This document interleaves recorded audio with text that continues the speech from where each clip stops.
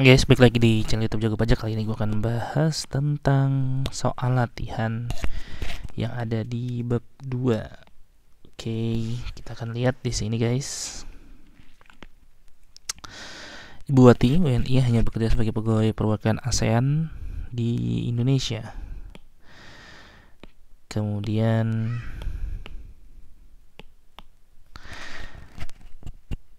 pegawai perwakilan ASEAN ya, dia non subjek pajak ya, non subjek pajak,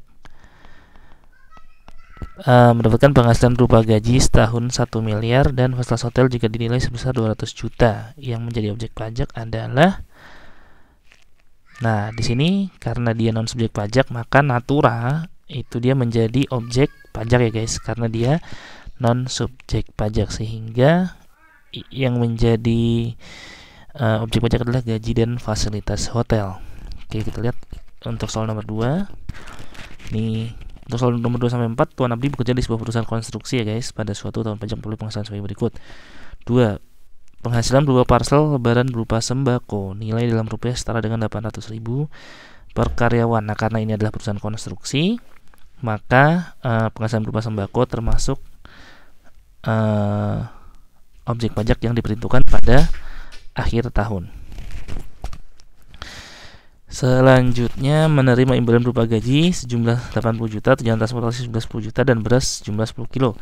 Pernyataan berikut yang benar adalah tunjangan transportasi terkena PPh final tidak, gaji bukan merupakan objek pajak juga tidak, ya dia adalah objek pajak ya, tunjangan transportasi juga objek pajak non final.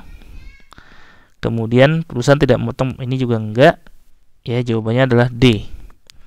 Beras merupakan objek pajak ya, karena apa? Karena dia adalah perusahaan konstruksi, dia adalah perusahaan yang dikenakan PPh final ya guys, sehingga atas objek pajaknya dia, atas natura dia termasuk objek pajak. Kemudian yang keempat, laptop senilai 18 juta kepada karyawan sebagai hasil undian saat acara ulang tahun. Nah, ini hadiah undian, dia adalah objek final.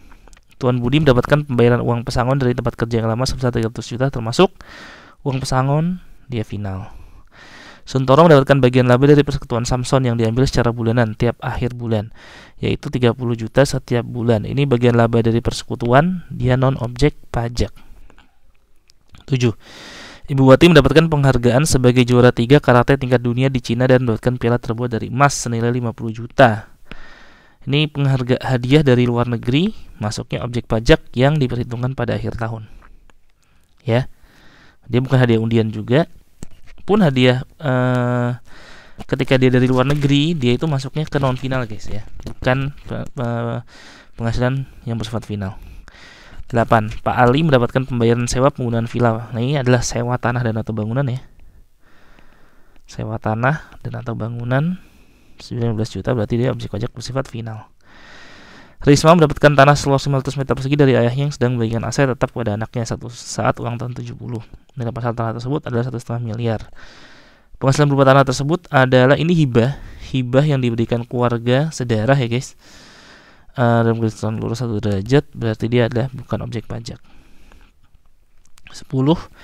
Ida menjual 10.000 lembar saham Telkom di Bursa Efek seharga 3830 per lembar. Dulu saat membeli saham masih berada di 2750. Atas hasil penjualan tersebut termasuk objek pajak final ya guys, karena ini adalah penjualan di Bursa Efek dan bukan atas labanya ya, bukan atas laba penjualan saham, bukan.